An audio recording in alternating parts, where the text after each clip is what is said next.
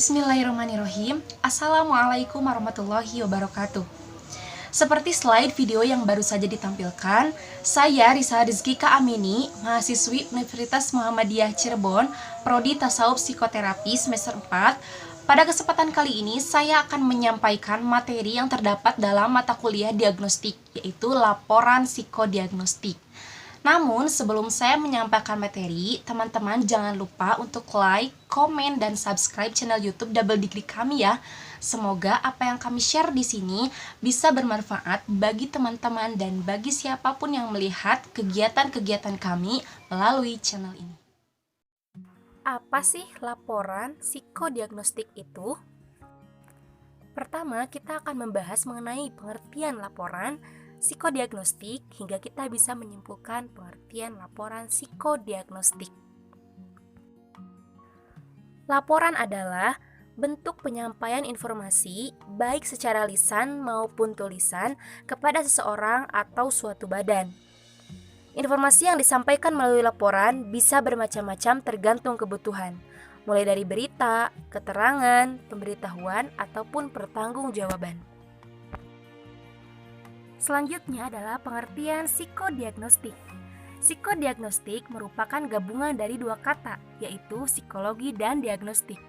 Psikologi adalah ilmu yang mempelajari tentang jiwa atau tingkah laku manusia, sedangkan diagnostik adalah mencari informasi tentang sesuatu.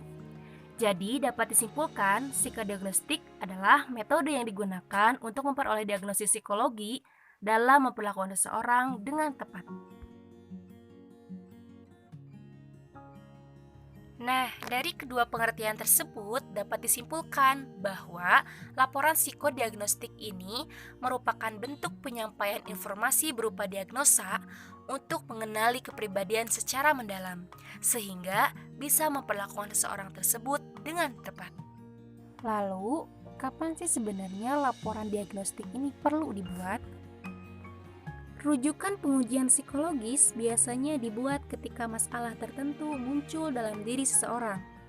Perilaku, gejala, atau pengalaman yang dianggap kurang menyenangkan membutuhkan perhatian fakta bahwa sesuatu yang mengganggu telah terjadi, dan konflik kepribadian atau kelainan yang telah muncul mungkin memiliki proporsi patologis.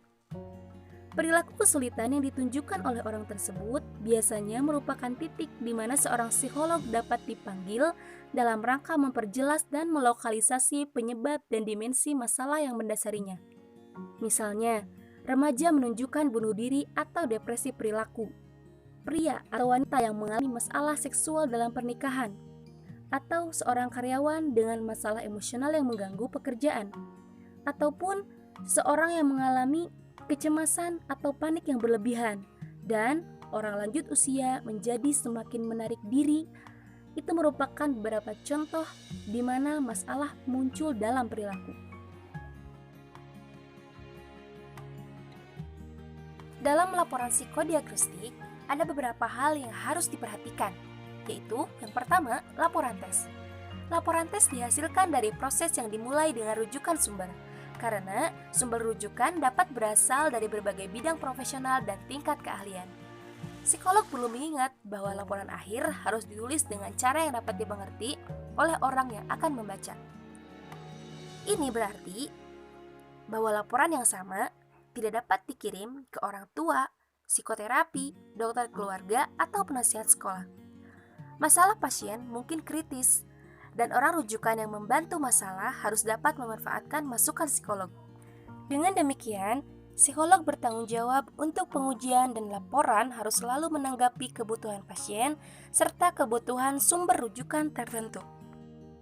Ada dua metode dalam menentukan laporan tes psikologis. Yang pertama adalah tes, terdiri dari tes proyektif dan tes non-proyektif. Tes proyektif ini sifatnya kualitatif dan dilakukan dengan pendekatan psikoanalisis. Sedangkan tes non-proyektif ini sifatnya adalah kuantitatif. Semua psikoterapis bisa melakukan tes ini asal memahaminya. Dan keunggulan dari tes ini lebih objektif, lebih terukur, dan lebih jelas. Yang kedua adalah metode non-tes, terdiri dari observasi dan wawancara. adalah dua alat yang sudah lama dari awal dipakai oleh tenaga profesional. Yang kedua adalah kejelasan laporan. Laporan komunikatif perlu ditulis dalam bahasa tertentu. Tulisan laporan harus bebas dari pernyataan yang tidak komunikatif karena misalnya pernyataan terlalu umum. Data yang disajikan dapat meluas dan meningkat. Karena itu, hendaknya laporan ini harus jelas dan harus bisa dipahami. Ketiga adalah makna laporan. Laporan adalah komunikasi yang bermakna jika pembaca menemukan kejelasan dan pemahaman. Pemahaman terjadi ketika tingkat wacana atau penggunaan bahasa didasarkan pada level yang dapat digunakan perujuk tertentu. Sebagai contoh, orang tua tidak dapat memahami laporan yang ditulis kepada psikiater. Sama halnya psikiater juga mungkin tidak mendapatkan cukup makna dari sebuah laporan yang ditujukan kepada orang tua. Yang keempat adalah konteks referensi. Alasan untuk rujukan adalah adanya perilaku simptomatik atau pengalaman menyedihkan yang sudah disinggung tadi. Fakta dari rujukan ini sudah menyeratkan bahwa kekhawatiran signifikan sedang dikonsultasikan. Dengan demikian, laporan ini diminta agar informasi yang relevan dapat digunakan. Informasi ini mengarah pada implementasi bantuan prosedur terapeutik atau tindakan diagnostik lebih lanjut, misalnya psikofarmakologi, penilaian neurologis, ataupun evaluasi ketidakmampuan belajar. Yang terakhir adalah memfokuskan laporan. Laporan psikologis dapat memberikan banyak jenis informasi. Misalnya, seorang psikiater mencoba untuk memutuskan masalah diagnostik diferensial, yaitu akan mencari satu jenis informasi. Laporan yang logis akan mampu memberikan informasi, rekomendasi, diagnostik, dan prognostik pertimbangan, verifikasi konteks kehidupan pasien, dan rekomendasi khusus untuk sumber rujukan yang semuanya dapat secara dramatis mempengaruhi bantuan proses. Pada titik ini, muncul masalah serius. Kemungkinan besar misalnya, tes menghasilkan profil psikologis orang yang mempunyai masalah ketidakmampuan menyesuaikan diri. Dengan demikian, seseorang yang dirujuk untuk pengujian dapat mengungkapkan psikopatologis data apakah ada gejala aktual atau tidak. Salah satu tugas pemeriksa adalah mampu untuk membedakan dengan jelas antara data psikologis idiosinkratik fungsi dan data psikopatologis yang relevan dengan presentasi gejala.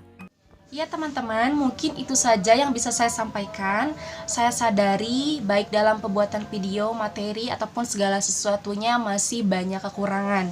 Maka dari itu, saya kira dan saya harap teman-teman bisa memberikan kritik dan saran yang membangun dalam pembuatan video selanjutnya. Sekali lagi, semoga ini tidak mengurangi nilai manfaat bagi teman-teman khususnya dari Prodi Tasawuf Psikoterapi. Terima kasih telah menonton video saya. Semoga kita bisa berjumpa di lain waktu. Billahi fisabilil haq, fastabiqul khairat. Wassalamualaikum warahmatullahi wabarakatuh.